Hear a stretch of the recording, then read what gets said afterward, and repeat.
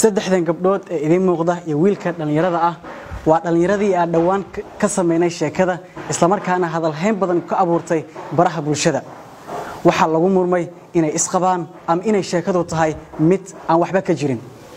haddaba baaritaan dheer ah oo aan sameynay wiilka dhalinyarada ah malabsade iyo gabdhahan aan ku sheegnay inay yihiin xaasaskiisa maxaa ka jira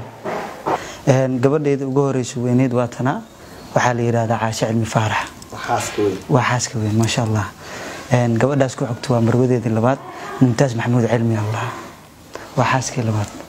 قبدي سدحاد oo guriga dambeystiin waa taraha waxa ay ahayd 7 bishan Febraayo oo ku beegneyd xadii tagtay markii aan baahinay sheekada ahayd in wiilkan oo loo garan og yahay malabsade ay saddexdan gabdhood ay yihiin xaasaskiisa isla markaana ay ku wada nool yihiin hal guri tan iyo baahintii sheekadooda dad badan ayaa su'aalo iska weydiiyay jiritaanka iyo dhab ahaanshaha sheekadaasi hayeeshee TV-ga Universal oo mar kale u koorgalay arinta saddexdan gabdhood iyo wiilkan ayaa soo ogaaday in sheekadu ay ahayd mid ay kooxdan kala haayeen ujeedooyin gaar ah ujeedkii ugu dhalay in aan arinkan sameeyo waxay ahayd maxaa la yiraahdaa maadaama aan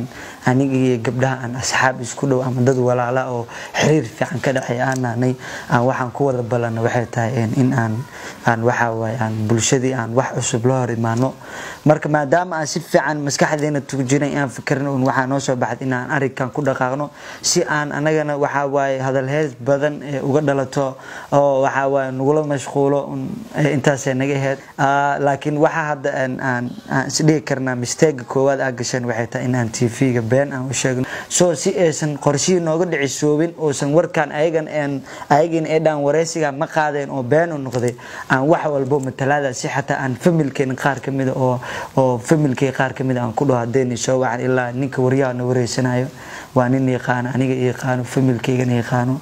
marka familkee markuu soo wac waxaan ku dhahay ninkaas maxaa la yiraahdaa waxa ka jira ku dheh wuu qaba ku dheh waa ku ognaa ku dhaha saas ogeed maadaama uu u rumaystay familkeega ogeed igu wareystay marka kadib markii waxa waay oo wixii oo dad badan soo falceliyeen ama dad badan igu dhageen oo waxa meel walba la soo warwareejinaaye waxa wixii waa laga daba tagay Maxamed Ciise Koona oo ahaa wariyihii soo bandhigay sheekadan qabsatay baraha bulshada isla markaana abuurtay dood bulshada dhexdeeda ah oo mar kale u koorgalay dhab ahaanshaha sheekadii uu horay u tabiyay ayaa sharaxay sida uu ku aaminay jiritaanka sheekadooda kadibna uu ula wadaagay bulshada marka hore Xasan aan la xiriiray waxaan aqaan ehelkiisa dad maaragtay aad isugu dhow yihiin dadkaas markaan la xiriiray kadib waxay ii xaqiijiyeen arrinta inay jirto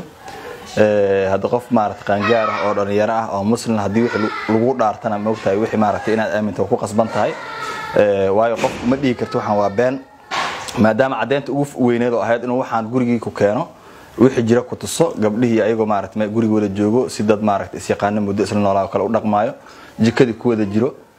arintaas marka waxay ii cadeysay aniga maaragtay in waxaan ay jiraan inta kadib markii barnaamijka saasaan u duubnay oo imid xaafadiisii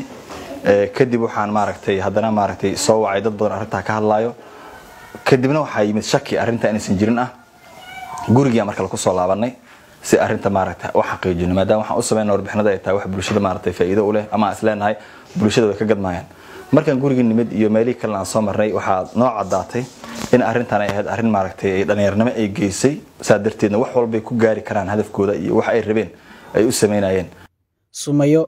Caasho iyo Maymuun oo mar kale nala hadlay ayaa sheegay sababta ka dambaysa in iyagu aan la qabin ay sheegtaan in ay yihiin marwooyin aniga xaas la qaba mihi aniga wiilkan Xasan Cabdirashiid oo jeedin dad walaalo oo asxaab isku dhow wax walba ka wada dhaxeeyaan waan nahay laakiin inay naagtis ma noqon karno ina beentaas sheegno waxa nagu kalifay aad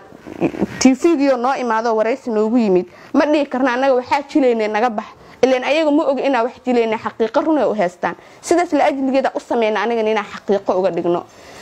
midaas waa ka raali gelinayaa 100% TV-ga waxaa leeyahay 100% adduun weynaha dadka ku nool dadka idaawanaya intaan waxa u soo duubay clipkan waa iga raali gelin waxa soo dhan waxay ahaayeen yani waxa anaga soo abaabulanay amsana aan isku soo raacnay laakiin midaas wax ma ka jirto Soomaha anaga waxaan gabdho walaalay hal qolna mooda seexano guriyana anaga ma deganin Xasan Cabdirashiid waa wiil walaalkeen maalintii oo yani wareysiga oo wiilasha inoo imaanayeen xitaa wallahi saa u muujin guriyan ina anaga aad deganahay maalintii oo dhan digsiga la raadina qaandad waa la raadina cusbad waa la raadina wax meel lagu ogyahay ma jiraan soo maaha marka waxa waaye wax yar oo jilina iska ahayn Soomaalida inaa mashquulina iska rabnay waxaas oo dhan waxay naga ahaayeen wax matalaad iyo waxa anaga YouTube-keena ugu talagalnay